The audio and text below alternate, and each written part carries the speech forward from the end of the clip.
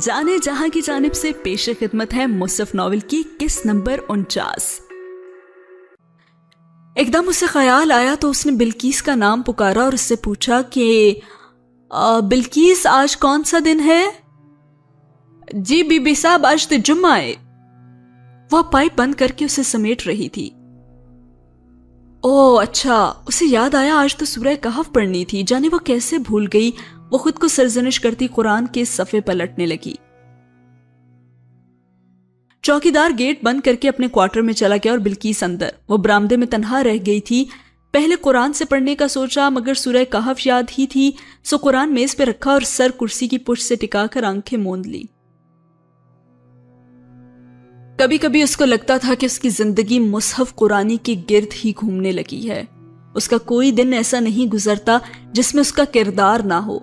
हर लम्हे हर वक्त वो कुरान को अपने साथ रखती थी और अब उसके बगैर उसका गुजारा भी न था। आंखें मूंदे वो बिस्मिल्लाह पढ़कर सूरह कहफ पढ़ने लगी। उस ठंडी सुबह में हर तरफ खामोशी और मीठी सी चाशनी छा गई थी। वो आंखें बंद किए अपनी तिलावत कर रही थी।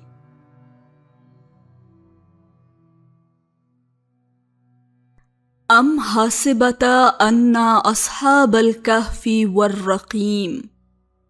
अभी उसने आयत अस्हाबल कहफी तक ही पढ़ी थी कि किसी ने अगला लफ्ज वर्रकीमी पढ़ दिया। उसके हिलते लब रुक गए। बहुत हैरत से चौंकते हुए उसने आंखें खोली। सामने खुले दरवाजे में तैमूर खड़ा था।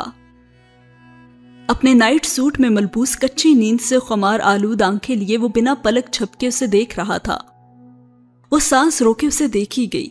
चंद लम्हों के लिए सारे में सन्नाटा सा छा गया और वो दोनों बिना हरकत किए एक दूसरे की आंखों में देख रहे थे।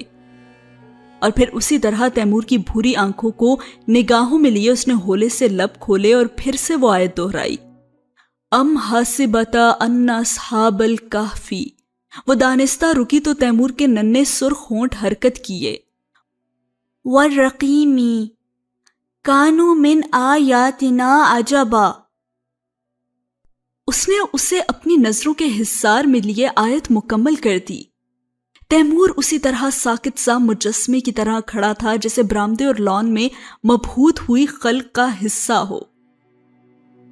हाँ, वो तैमूर ही था जो वो आयात पढ़ रहा था और उसे वो याद थी। बेइख्तियार महमल ने उसे कहा कि इधर आओ। वो किसी मामूल की तरह आहिस्ता से छोटे छोटे कदम उठाता उसके करीब आ गया। उसने उसके हाथ थामने को दोनों हाथ बढ़ाए और किसी सहरज़दा शख्स की तरह तैमूर ने अपने छोटे छोटे हाथ उसके हाथों में दिए। बेटा, तुम्हें कैसे पता चला कि अस्हाबल कहफी के बाद वर्रकीमी आता है? वो खामोश खड़ा रहा जैसे उसे खुद भी ना मालूम हो। तो क्या तुम्हें सूरह कहफ आती है? नरमी से उसके हाथ थामे महमल ने उससे पूछा तो उसने आहिस्ता से सर को नफी में हिला दिया। तो फिर तुम्हें कैसे पता चला बेटा? It just slipped, यानी मेरे मुंह से निकल गया। वो अटक अटक कर बोल रहा था और आंखें अभी तक महमल के चेहरे पे ही जमी थी।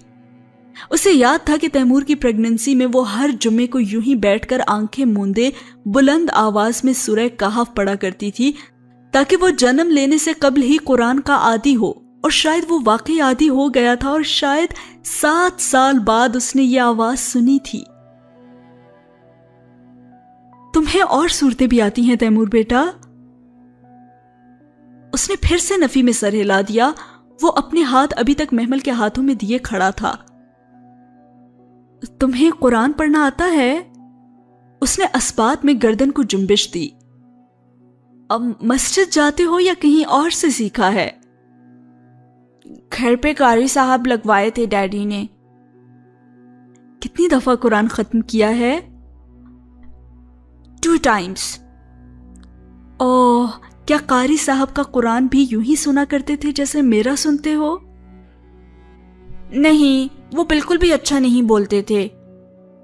और मैं? आप अच्छा बोलती हैं। और वो अभी तक अटक अटक कर ही बोल रहा था। और फरिश्ते का अच्छा लगता था? No, she never reads। वो रिसाइट یعنی تلاوت کو ریڈ پڑھنا کہہ رہا تھا، مگر وہ وقت اس کی غلطی نکالنے کا نہ تھا اور نہ ہی یہ بتانے کا کہ وہ کون سا تمہارے ساتھ پڑھتی ہوگی۔ وہ لمحے تو بہت خاص تھے اور وہ ان کو ضائع نہیں کرنا تھا۔ محمل نے اس سے پوچھا کہ کیا تم ایسا پڑھ سکتے ہو؟ اور اس نے نو میں سر ہلا دیا۔ اچھا تو تم پڑھنا تو چاہتے ہو نا؟ وہ خاموش کھڑا اسے دیکھ رہا تھا۔ محمل نے آہستہ سے اس کے ہاتھ چھوڑے۔ ٹھیک ہے، ہم کل صبح پڑھیں گے، ٹھیک ہے؟ اور سر ویل چیئر کی پشت سے ٹکا کر آنکھیں اس نے بند کر لی۔ اس نے سوچا کہ اسے کھلا چھوڑ دے، اگر وہ اس کا ہوا تو واپس آ جائے گا اور نہ ہوا تو نہیں آئے گا۔ کافی دیر بعد اس نے جب آنکھیں کھولی تو تیمور وہاں نہیں تھا اور فرش کا پانی سوکھ چکا تھا، چڑیاں اڑ گئی تھیں، سرخ کیڑے اپنے بلوں میں جا چکے تھے، چونٹیاں بھر گئی تھیں، سفید بلی بھی واپس چلی گئی تھی۔ اور اللہ کی طرف بلانے والی بات سے اچھی بات کس کی ہو سکتی ہے بھلا؟ اس نے بے اختیار سوچا تھا، دشمن کو دوست بنانے کا احسن طریقہ تو اسی آیت میں دے رکھا تھا جو اس کی سمجھ میں ذرا دیر سے آیا تھا۔ یعنی ایک امید کی کرن پھر سے جاگ اٹھی تھی اور اس کے ساتھ ہی یہ سین ہوا ختم۔ اگلا سین وہاں سے شروع ہوتا ہے جب وہ باہر لاؤنج میں بیٹھی ہوتی ہے اور اسے اپنے بیٹے کے آنے کا انتظار ہوتا ہے۔ کل والا واقعہ جب اس کا بیٹا خود سے ہی قرآن پڑھ رہا تھا اور اس نے اسے کہا تھا کہ ہم دوبارہ کل سے اکٹھے پڑھیں گے، آج وہ ہونا تھا اور وہ اس چیز کا شدت سے انتظار کر رہی تھی۔ پچھلا پورا دن اس نے دانستہ تیمور کا سامنا نہیں کیا تھا اور وہ بھی کمرے سے باہر نہیں نکلا تھا، اس کی غالباً چھٹیاں تھی، سو آج کل گھر پہ ہی وہ ہوتا تھا۔ وہ جانتی تھی کہ کل قرآن سنا کر اس نے تیمور کو ذہنی طور پر ڈسٹرب کر دیا ہے اور اگر وہ واقعی قرآن کی چار رکھتا ہے تو اس کے اندر مزید سننے کی خواہش ضرور بھڑکے گی اور وہ خود ہی چل کر آگے آئے گا۔ اس نے 9 ماہ سے قرآن سنایا تھا، وہ 7 سالوں میں سے کیسے بھول سکتا تھا؟ بلقیس نے اسے لان میں ہی ٹیپ ریکارڈر سیٹ کر کے دے دیا تھا۔ اسے معلوم نہ تھا کہ تیمور جاگ چکا ہے یا بھی سو رہا ہے، پھر بھی اس نے پلے کا بٹن دبا دیا اور آواز اونچی کر دی۔ قاری المشاری کی سورہ کہف چلنے لگی تھی۔ گو کہ قاری حضرات اور بھی بہت اچھے تھے، مگر جو بات قاری مشاری کی دھیمی پرسوز انداز میں تھی وہ اسے دنیا میں کہیں نہیں ملی تھی۔ سورہ کہف شروع ہوتی اور اس کے آنسو بہنے لگتے تھے۔ پہلا رکوع ابھی ختم ہی نہیں ہوا تھا کہ برآمدے کا دروازہ کھلا اور تیمور بھاگتا ہوا برآمدے کی سیڑھیاں اتر کر گھاس پہ آیا۔ پھر اسے بیٹھے دیکھ کر اس کے قدم سست پڑ گئے۔ وہ کوہنیوں تک آستینے فولڈ کیے ہوئے تھا جن کے کنارے اور اس کے بازو گیلے تھے، چہرے اور ماتھے پہ گرے بال بھی گیلے تھے، پاؤں بھی دھلے لگ رہے تھے، شاید وہ وضو کر کے آیا تھا۔ اس نے مسکرا کر سر خم کر کے اسے سامنے بیٹھنے کا اشارہ کیا اور وہ سر جھکائے آہستہ آہستہ چلتا ہوا قریب آیا اور سامنے والی کرسی پہ بیٹھ گیا۔ دونوں خاموشی سے سر جھکائے بیٹھے، وہ مدھر مترنم سی آواز سنے جا رہے تھے جو غار والوں اور کتے والوں کا قصہ بیان کر رہی تھی، ان چند نوجوانوں کا قصہ جو کہیں چلے گئے تھے، اور باغوں کے مالک کا قصہ جسے اپنے مال اور اولاد پہ بہت غرور تھا، اور موسیٰ علیہ السلام کا قصہ جو اللہ کے ایک بندے سے ملنے اس جگہ کو ڈھونڈ رہے تھے جہاں مچھلی نے سمندر میں راستہ بنایا تھا، اور اس گردش کرنے والے آدمی کا قصہ جو سفر کرتا ہوا مشرق و مغرب تک جا پہنچا۔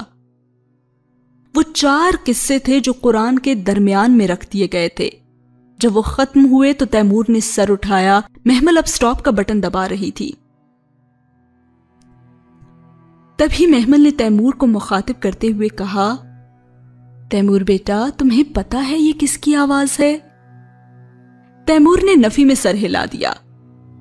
یہ قاری مشارے تھے، تمہیں پتا ہے وہ کون ہے؟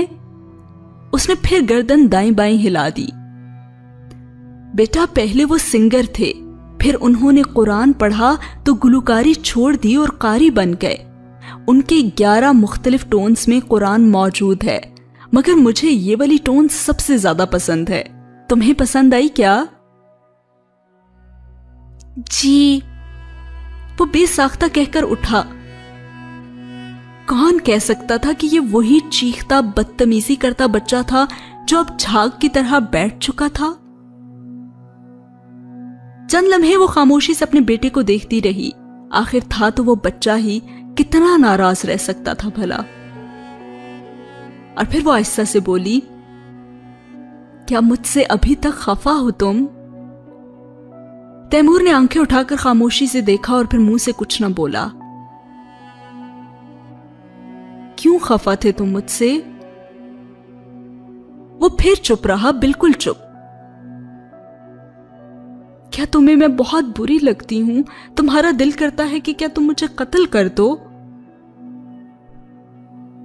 تبھی تیمور گھبرا کر اٹھا. نو نیور.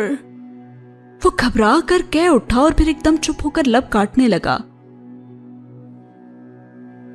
بیٹا تم پہلے تو ایسے نہیں تھے.